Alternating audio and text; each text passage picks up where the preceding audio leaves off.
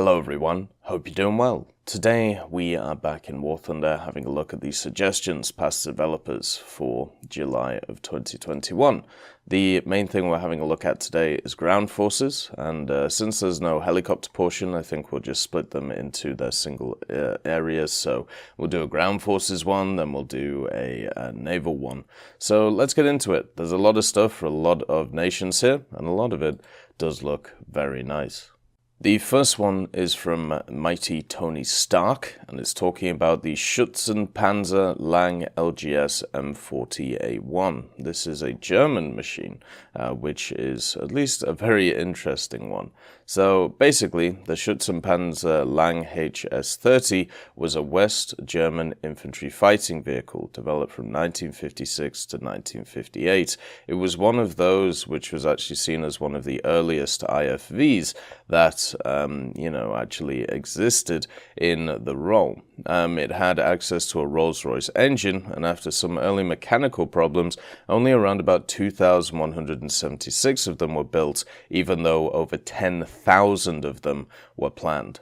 It was armed with a 20mm, which was an unusually powerful weapon for an APC at the time, and its design proved, unfortunately, to have quite a lot of flaws and drawbacks, and the construction was also followed by a great political scandal in West Germany in the 1960s. They made 2,176 of the 12.3s and variants. They were built until 1962, and it cost the German government at the time an absolute metric ton of money. They first entered service in 1960 in the Panzer Grenadier battalions, and eventually was replaced by the Marder IFV from 1971 onwards, that we obviously have one variant in the game. But the thing is, about the Schützenpanzer, there was actually an anti-tank version of it as well, the LGS M40A1. The major difference between it and the standard one is this had access to a 106mm M40A1 recoilless rifle. So instead of just having the 20 on the front, it would also have the recoilless, and also the fighting compartment plus the little area to carry infantry.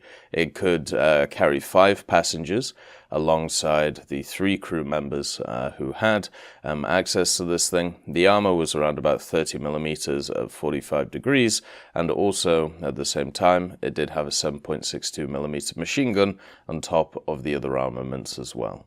1 Max 9000 brings us an idea which I'm surprised hasn't been past the developers yet. It's one of those which seems primed for it, and it is the T-34 Mod 1941 Concrete. This is a T-34 which has additional concrete armor on it, something that we've seen tried at least by a bunch of different nations for a bunch of different vehicles. The story starts in 1943, where an attempt to add additional armor to the T-34 had started. The presence in the front armor plate of the holes for the hatch of the drivers and mechanics, and also course machine gun, nullified all these attempts, because they could obviously just go through those weaker areas. So then the designer, Sigankov, decided to screen the tank with concrete. So basically create an outer layer of concrete which would actually not be attached to the vehicle in a sense. It was more like a wall around the vehicle itself. It was intended to hang metal boxes filled with concrete 40 centimeters thick on the tank hull. Tests showed that T-34 couldn't be penned by a Panther from 300 meters away with this concrete, and the weight of the tank increased by only 4 tons. And in the winter, it was supposed to use the so-called ice, a mixture of gravel, sand, and sawdust, and poured water to be able to, put it all together.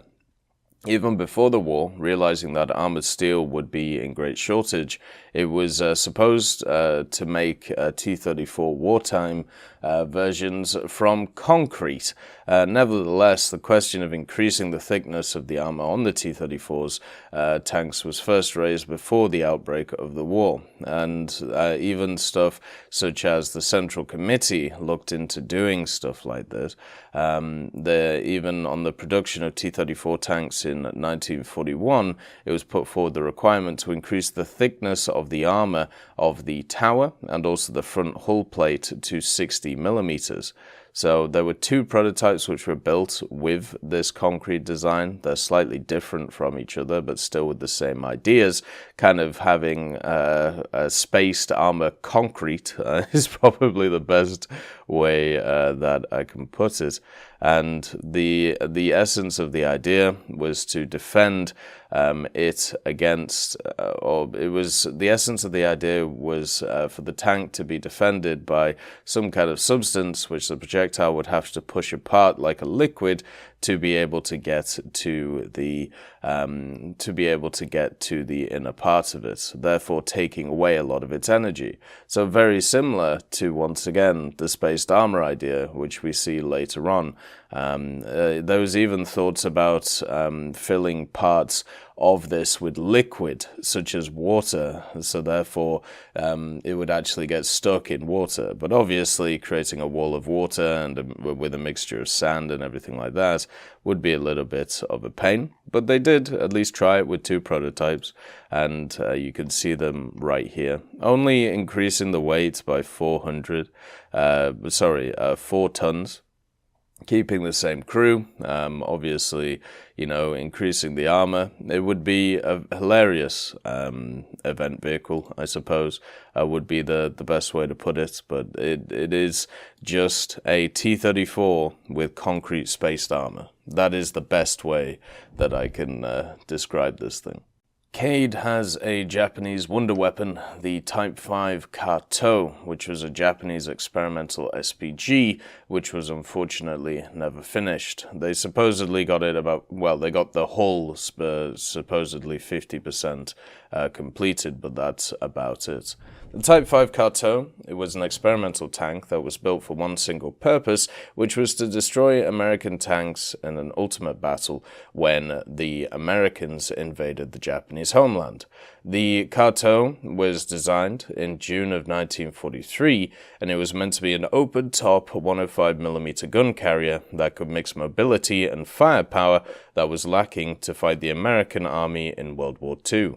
In general, it was very similar to the NATO, as it is, the one that we have in-game. The tank would be very vulnerable to an airplane, couldn't stand direct gun hits, but it was designed to just take out other vehicles. A single prototype was half finished by the Mitsubishi industry when the war ended, and the Kato would have been sent directly to the defense if it had got the chance, if it was ever finished, and also if Japan was ever invaded, which, at least both of them didn't happen.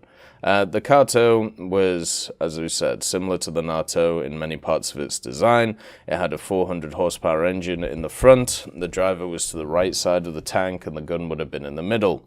A platform for the gun crew was also in the back, and on paper, the Kato would have been about 30 tons, and presumably reached a speed of 40 kilometers an hour. The Type 5 105mm gun had a penetration of 150mm with a 16 kg APHE and 175mm of penetration with AP at 1,000 meters. There would have been a crew of 4 or 5 would be used to man the gun itself, which the driver and commander would make the crew in total 6 to 7 in the vehicle, and the ammunition was carried in a compartment behind the gun. There was a space for a radio, which was also planned in the back compartment, and the gun would have been able to traverse 45 degrees lateral and -10 at depression with 20% or 20 degrees elevation as well. The armor would have been around 25mm in the front and 20mm on the side and rear, just enough to stop small arms, but that's really about it. CADE also has another thing passed to the developers, and this is the SDKFC 222. This has already been confirmed to be coming to China at some point. It was in the Chinese release tree, but let's go through how does it relate to China, because obviously when you hear the name the SDKFC 222, you probably think Germany. And well, you're right, the Germans did use this the most. It was also a German vehicle, but the Chinese also used a few of these as well. So the Chinese used a handful of SDKFC 222s in their service, and mainly the Chinese only had around 20 armored vehicles at the same time, and of the same kind, and at least 6 of them were used by China, along with the 221s, which were acquired at the same time. China had a very good commercial relation with Germany in the first half of the 30s, and Germany and Italy were the main military suppliers of China until 1937. The military supply and commercial relation brutally shut down when the Japanese officially invaded China in 1937. And due to the fact that you had this Germany-Italian-Japanese alliance, Germany and Italy had to stop any sort of support and friendly relation to an enemy of Japan, which they respected right away, even if the relation with China was beneficial for both European powers. So these machines were sold from Germany in 1935 to 1936. They were put into service in 1936 with the Nanjing National Government Chinese Army, and they were used to provide fire support to the infantry and was considered very effective against infantry and also light armored vehicles. In China, there wasn't really a lot of heavily armored vehicles at the time, even until 1940 and even the late stages of the war. So basically the SDKFC 222 was able to deal with stuff very well. There was a few modifications of it compared to the German variant, but they were very minimal. The only real major one comparing the two is that the coaxial LMG was actually inverted instead of kept upright. Everything else was just slight changes on the vehicle itself. The major difference between the two, if they decide to add the 222 for the German tech tree, is the German tech tree would have access to the PZGR-40 rounds, while China wouldn't, since Germany developed this round in the 40s, and obviously China and Germany by then didn't have the relations that they had before. So the rounds that the 222 would have access to would be a little bit less. The main armament of the 222 is obviously the 20mm KWK-30, very powerful fast-firing gun, and also had access to a 7.92mm MG34 as well. It didn't have a ton of armor on the machine at all. It had decent speed though, with only an 89 horsepower engine, the Horch 3.8 V8 petrol, but it could go 80 kilometers an hour on road and 40 kilometers an hour across country, which definitely helped it out quite a lot. Nicholas Concu brings forward a bunch of M113 variants that Italy at least tested. They were looking to try and use them in many different areas, and a lot of nations did this. The M113 was one of those machines which was pretty much used by everybody. It was one of those which was very good at what it did, and a lot of countries modernized it or modified it to try and fit it into other roles. The first one is an M113 with French-made SS11 ATGMs. In general, Italy was looking to modernize the M113 fleet, which would slowly becoming outdated at the time. They weren't focused on modifying the actual vehicle, more so just adding more and more armaments to make the vehicle more multi-role. So this meant it would become more flexible for the Italian armed forces. Italy had ordered a lot of French AMX VCIs in the 1960s, and part of the deal, and also to accompany those vehicles and arm them, they also bought French-made SS11 ATGMs, due to the fact that the M113 was basically better than the AMX complex VCI in nearly every way, they'd swiftly be phased out. But then there was a problem. What would they do with all the SS-11 stockpiles they bought specifically to pair with the VCIs? In short, they devised a new request in 1968, which aimed to create a new ATGM carrier based on the M113. And luckily for them, France already had a solution in the form of the Nord Aviation NA2 turret.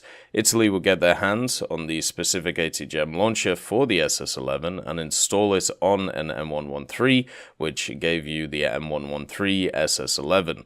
The only problem was that Italy was far too late in development, and because of this, it got quickly outclassed and also outdated, meaning that putting it in service would have been a waste of time.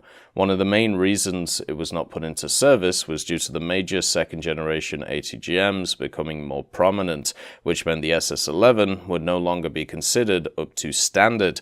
The specific turret itself could traverse 360 degrees, which made the vehicle very potent, especially compared to the other SS-11 M113 variants that other countries had made. And the Nord Aviation NA2 turret could also use heavier SS-12 ATGMs, but it doesn't look like Italy acquired any of them. Overall, the tests were a great success with the SS-11s. Everything worked well, but it just came too late for them to be useful. The SS-11 ATGM stockpile question was then once again unanswered, so for a short period of time, Italian M113s would have SS-11s installed, but they wouldn't have the specific turret launcher mount installed, and the rest would most likely either be installed on helicopters or sold to other countries.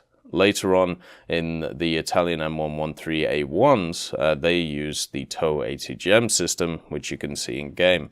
There's also another variant built with the Swiss Oerlikon 2580 autocannon.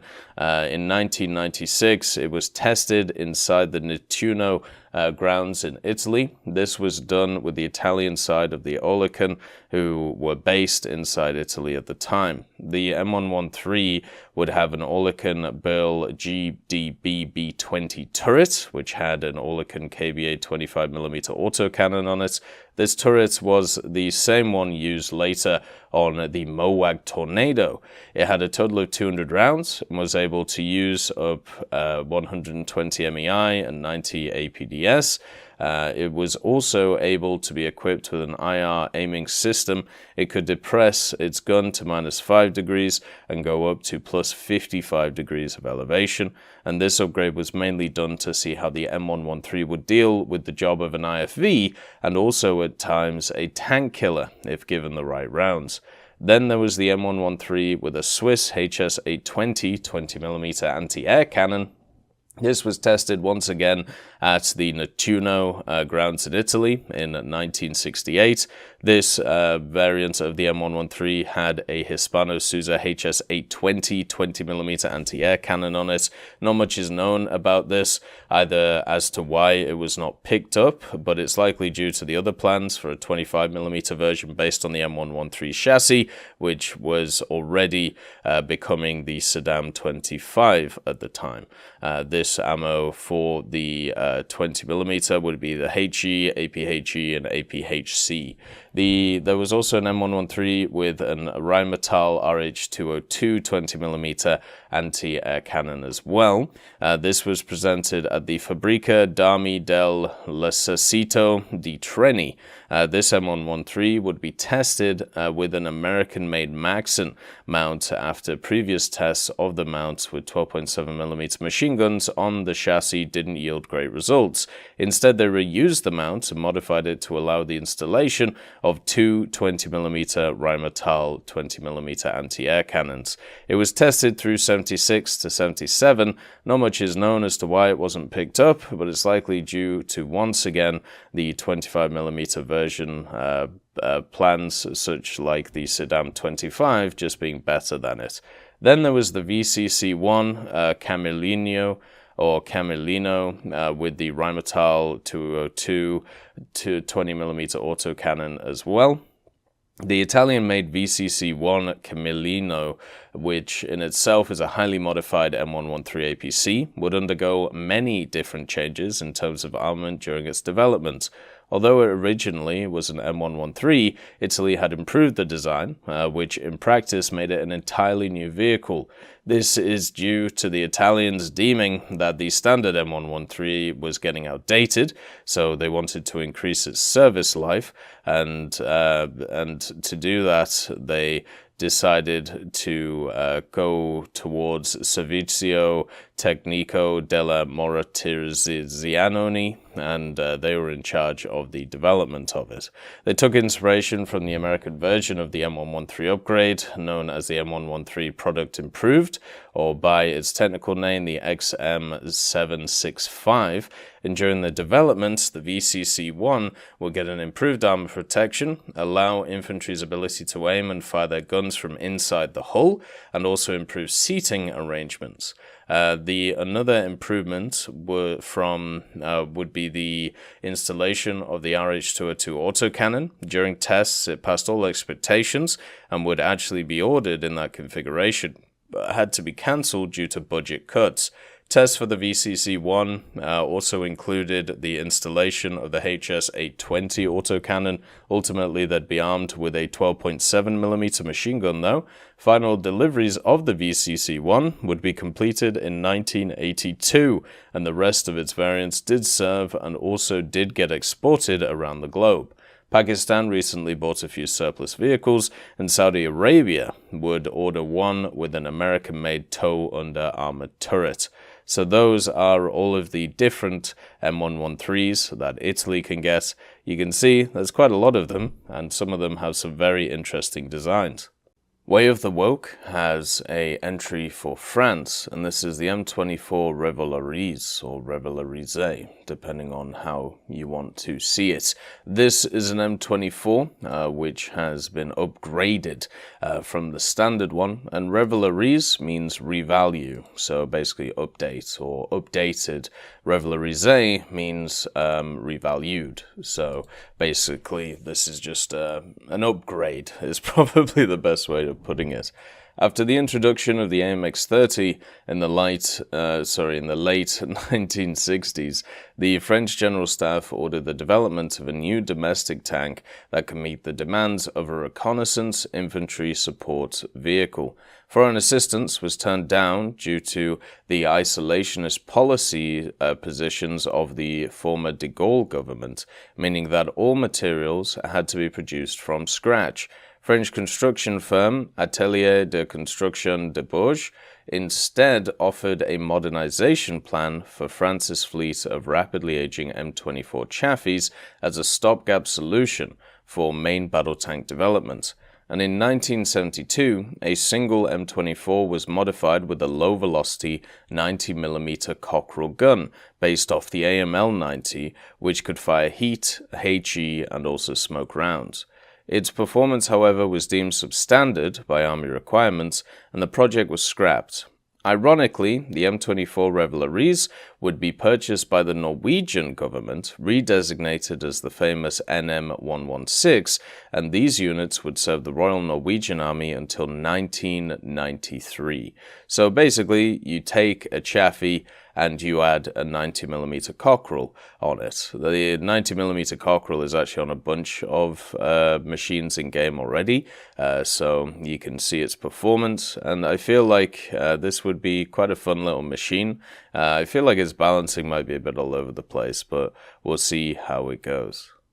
Arn has another addition for Sweden, and this is a ground vehicle this time, and it is the Bil under Panzer, or the BUP. This is kind of similar to the Sturm S, but with a Swedish twist. The Bil under Panzer was a project in collaboration with the Swedish Army and possibly Bofors to test a 3x Robot 56 Bil launcher, so basically a triple-mounted Bil launcher Lavette, which was mounted on a Panzer Bandwagen 401. So it would be mounted on the front of it, but as I said, the most similar thing to it is like a Sturm S.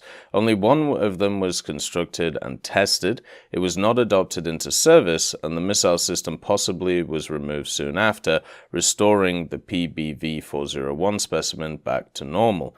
But there is also ideas that the project may kind of still be in limbo between not adopted and adopted until retirement with the other 401s in 2010. Unfortunately, there isn't a ton of reliable information about the actual prototype itself at this time.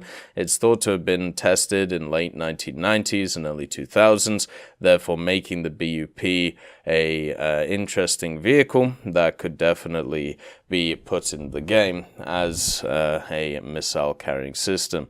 If you've ever actually played like the Bill, which is in the tree, the one with the missiles, you'll realize the missiles are pretty powerful generally. The vehicle itself did have a different name from the standard one though, a Panzervan Robotwagen.